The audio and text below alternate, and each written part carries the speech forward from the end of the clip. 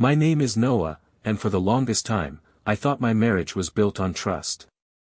Lena and I had been together for 8 years. We met in college, she was studying digital arts, I was in computer science. It wasn't love at first sight, not really. It was more like curiosity that slowly bloomed into connection. We weren't flashy or overly romantic. Just, solid. We got married in a quiet civil ceremony, moved into a modest apartment outside Austin, and started building our life together. Lena freelanced online, mostly photo editing and small animation gigs. I worked in IT at a mid-sized logistics company. Everything felt stable. Comfortable. Maybe even too comfortable.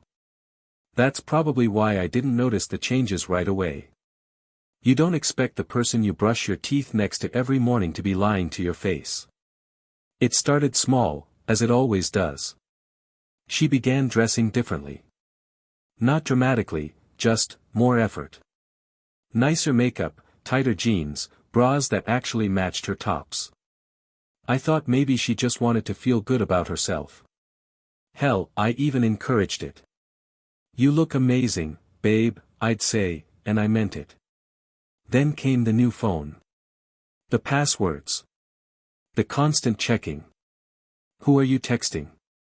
I'd joke. She'd smile. No one important. Group chat stuff. Just girls being girls.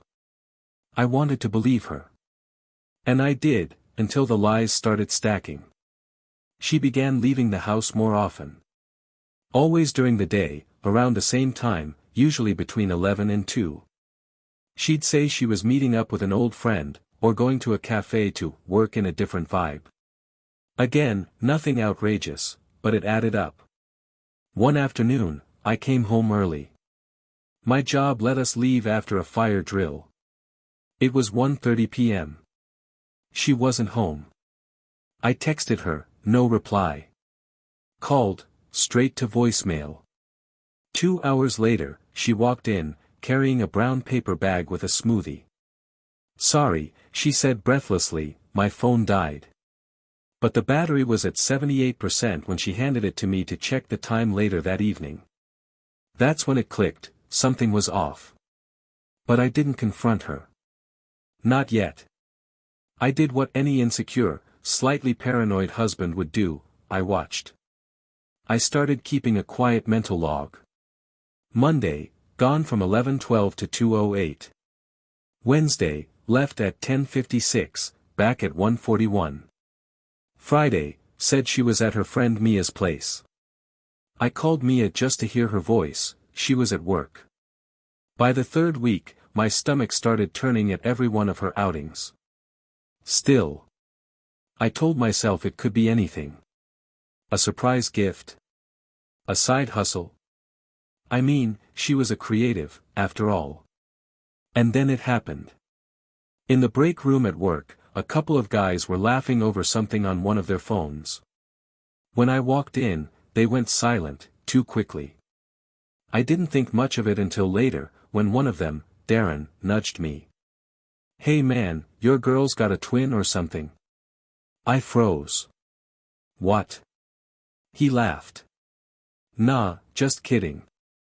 I mean, unless she's got a secret modeling career on the side.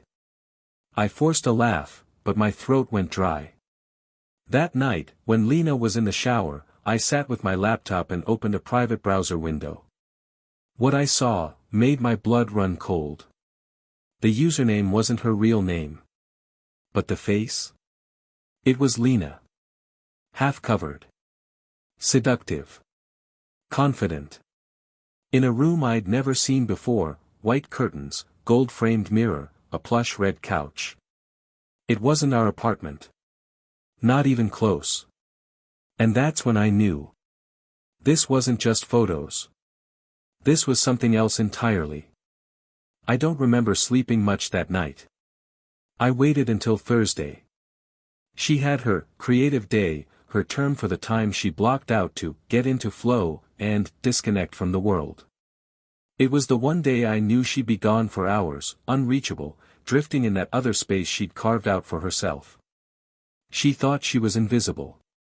She didn't know I had the code.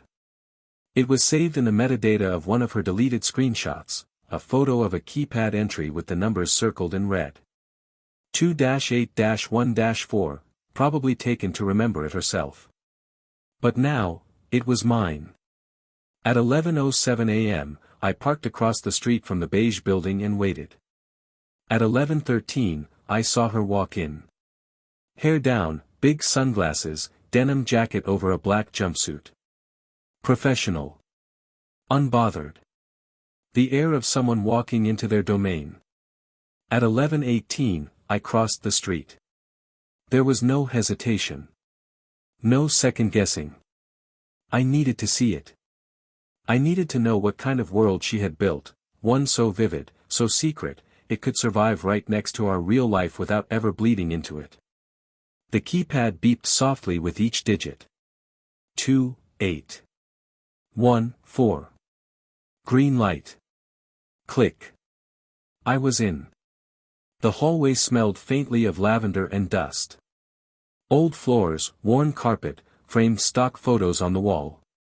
It looked like any other forgettable office space, but quieter. Too quiet. I passed a few closed doors. No names. Just numbers. Hers was at the end. Unit 3C. I held my breath as I turned the knob. Unlocked. Inside was not what I expected. It wasn't a messy shoot space or some cheap makeshift studio. It was beautiful. Stylized. Curated. To the right, a lounge area with velvet furniture in deep reds and purples. A gold-framed mirror leaned against the wall at a perfect angle, catching the light from a large ring lamp still glowing faintly in the corner. To the left, a mini kitchen, clean and minimal, stocked with organic snacks and bottled water. A floral robe hung over one of the chairs. A pair of black heels sat neatly by the sofa. Everything was organized. Intentional. Like a set designer had walked through and arranged it all for maximum effect. There were no signs of another man. No underwear on the floor. No cologne in the air. But it didn't matter. Because she wasn't cheating with her body. She was cheating with her whole identity.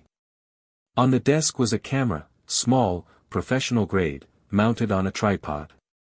Behind it, soft boxes. Light modifiers.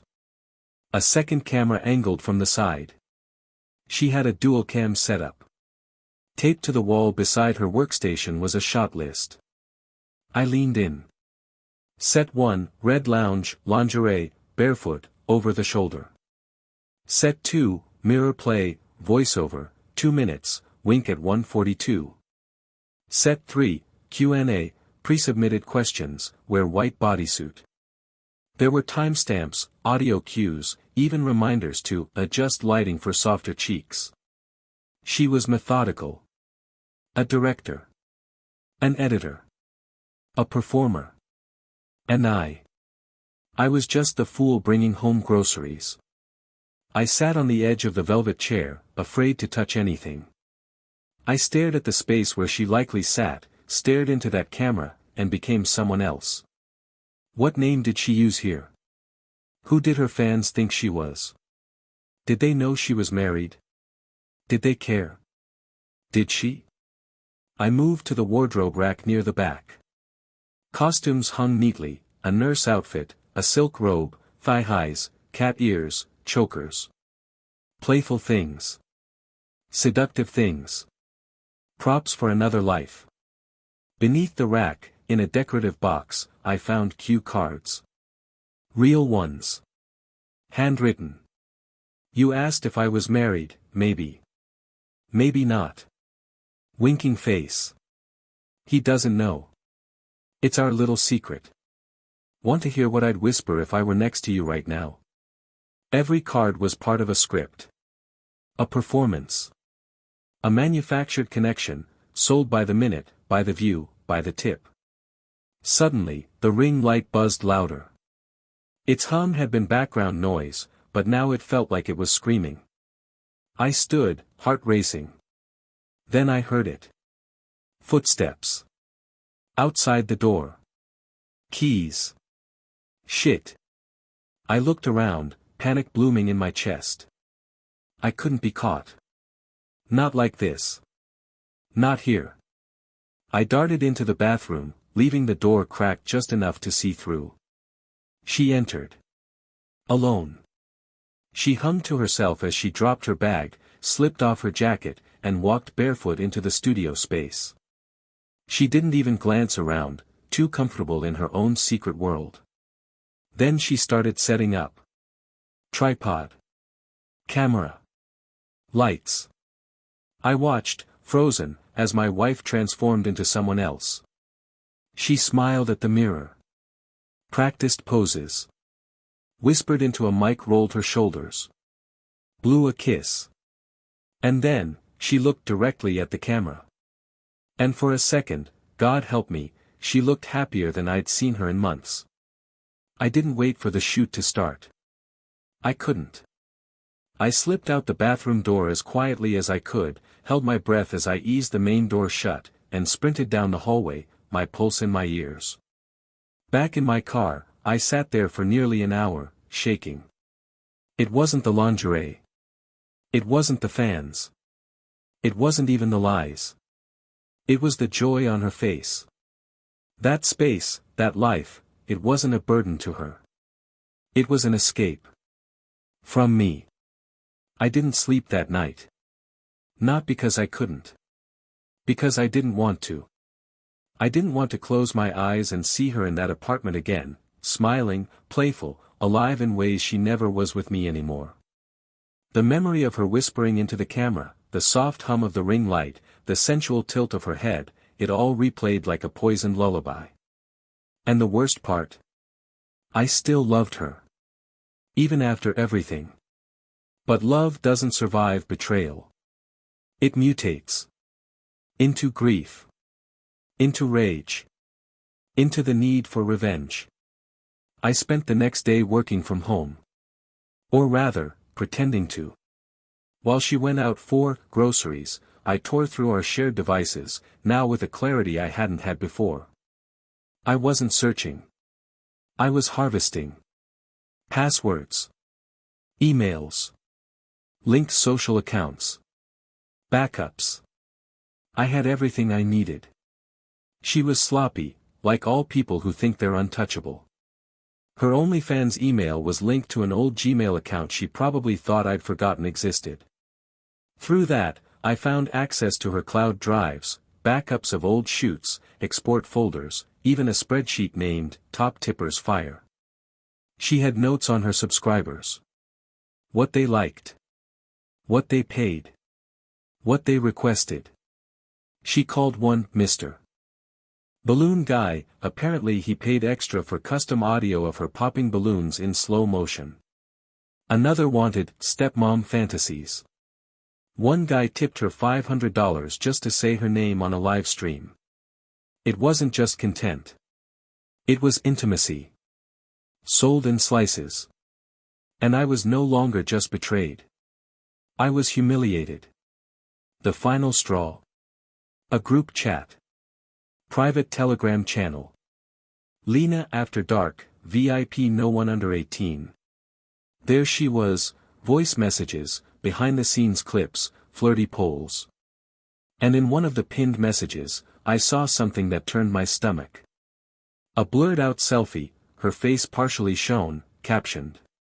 My husband still thinks I'm at yoga. Smiling face with horns, you guys are way more fun.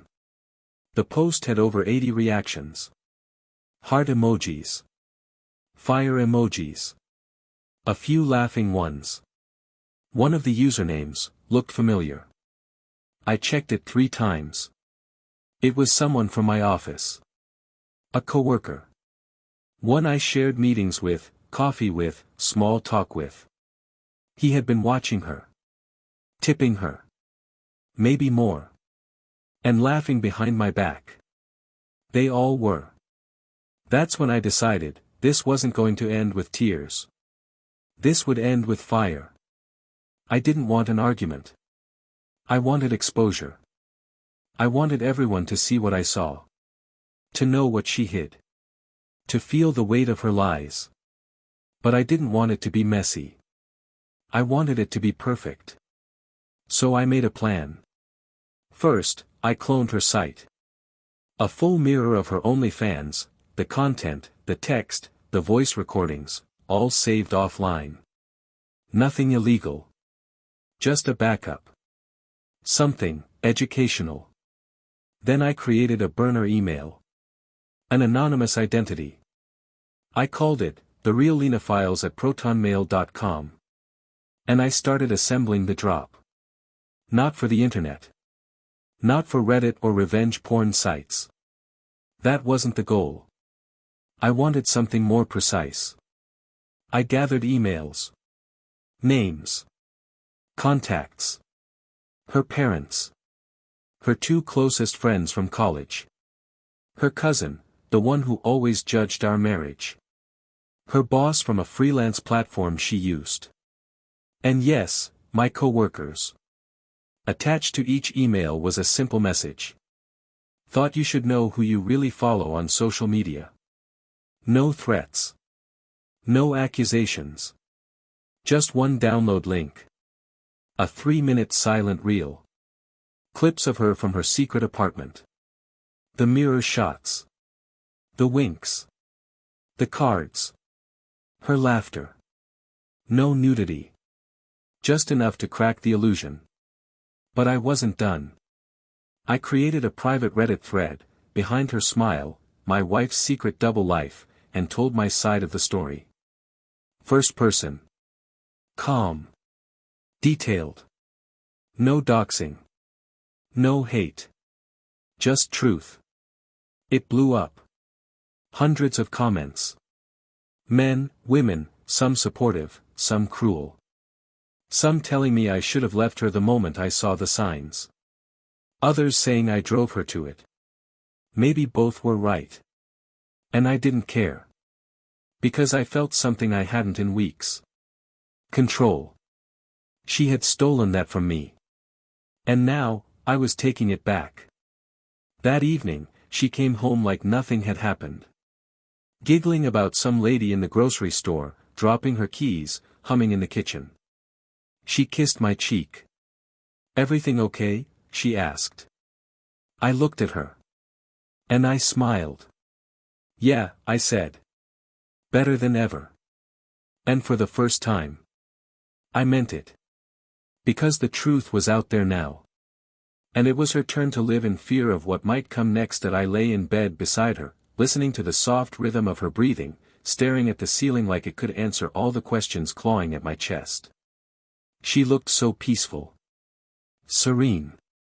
Like someone without a single secret in the world. But now I knew better. I couldn't get those images out of my head, not just the poses, the revealing outfits, the bedroom eyes. No, what haunted me most was her expression. The confidence. The control. The way she stared into the lens, like she owned it. Like she was free. It wasn't the Lena I knew. Or maybe it was, and I'd just never seen her without the mask she wore at home. The next morning, I didn't confront her. I couldn't. I needed more. Evidence. Clarity. Closure. Something. Anything. So I did what I swore I'd never do, I started going through her things. It started with her laptop, locked, password protected. Strange, considering we'd always shared devices. Then her tablet, same thing. Her phone. A new PIN. Changed recently. The day after that smoothie incident, if I recalled correctly. She was covering her tracks. But not perfectly. I checked the browser history on our shared desktop, the one she barely used anymore.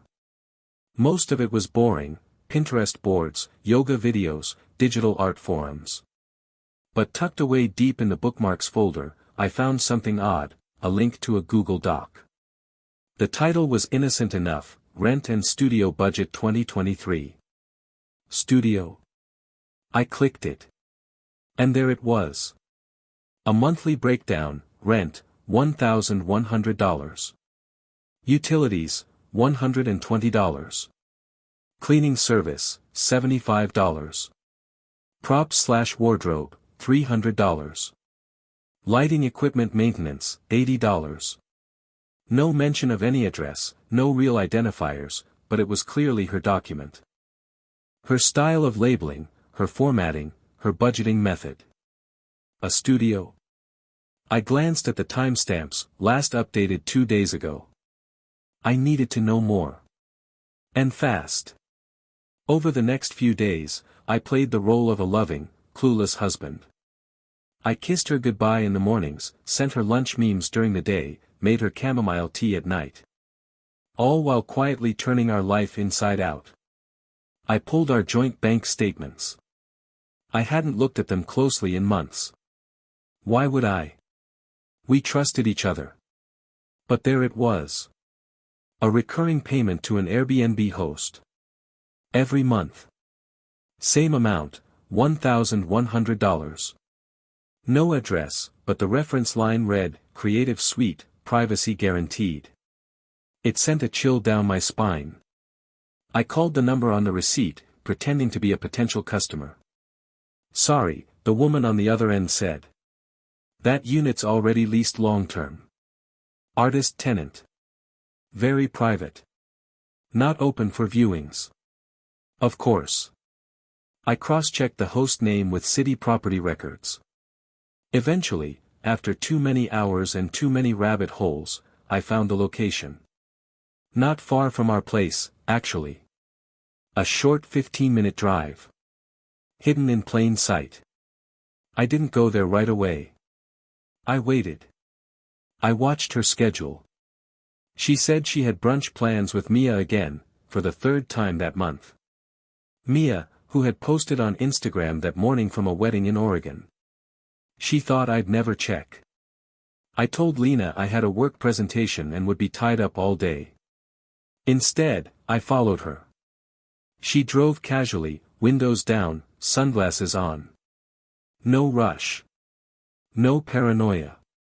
Just a woman going about her day. I stayed 2 cars behind, heart pounding like a drumline in my chest. She turned onto a quiet street I didn't recognize. Pulled into a small private lot behind a beige building. 3 stories. Minimal signage. Industrial looking. I parked nearby and waited. She used a keypad to enter through a side door. She didn't even glance around. I got out, walked past slowly. The entrance buzzed locked behind her. I memorized the access panel. Then kept walking. I didn't try to break in. Not that day. Not yet. Instead, I waited 3 hours in my car, pretending to scroll through emails while my world caved in.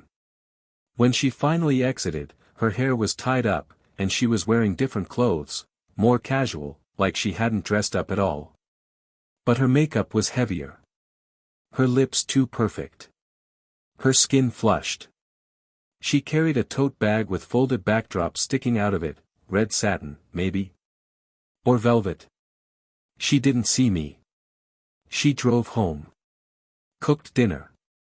Talked about her catch-up brunch with Mia. Laughed at some TikTok I showed her. I played along, nodding at the right times, kissing her cheek like everything was fine. But inside, I was already gone. That night, when she fell asleep, I sat on the edge of the bed and stared at her phone on the nightstand. She always put it face down. Always. It was time. I took it, went to the kitchen, and plugged it into my laptop. I'd installed a program that could extract deleted data, something I used at work sometimes when clients wiped their backups by mistake. It worked. In less than 5 minutes, I had access to old chat logs, deleted messages, fragments of photo metadata. She had a Telegram account I didn't know about. She'd been messaging someone named Blake, Mod Team. Their last chat. New set came out, fire fire fire, you killed it, girl. Comments are wild. DM me if you wanna go live again next week. No photos. No videos. Nothing visual stored. But the metadata, file names like, of_set03_private_lounge_altcam.mp4, told me all I needed to know. There were entire sessions. Camera angles. Multiple uploads. This wasn't just some flirtation or harmless exhibitionism. This was a business. A brand. A secret life. And I wasn't a part of any of it. I didn't expect it to spiral so fast. I thought there would be time, a few days, maybe a week, before the truth started to spread. But no. It happened within hours. The emails landed. The messages were read. And the world bent sideways. At first, it was just quiet tension. Lena didn't say anything that morning. She scrolled her phone in silence, her expression unreadable. I watched from across the kitchen, sipping coffee, waiting for the blow. It came at 9:37 a.m. Her phone rang. She stared at the screen, her face pale. Her mother. She didn't answer. Then another. A cousin. Then a friend. The text started coming in next. Dozens. Flooding her lock screen. Her hands trembled as she picked up the phone and locked herself in the bathroom. I heard the pacing. The gasping. The beginning of what I knew would become a breakdown. She emerged an hour later, her mascara streaked down her face, eyes wide with panic, voice hoarse. "What did you do?" she asked. I didn't answer. "What the hell did you do, Noah?" I set my mug down. Told the truth. "You ruined me." "No, Lena," I said, my voice low. "You did that all by yourself." I just held up a mirror. The next 2 days were chaos. Her online accounts were reported, flagged, suspended. The OnlyFans profile vanished first. Then the VIP Telegram shut down. One of her largest tippers, apparently a married man from her hometown, threatened legal action.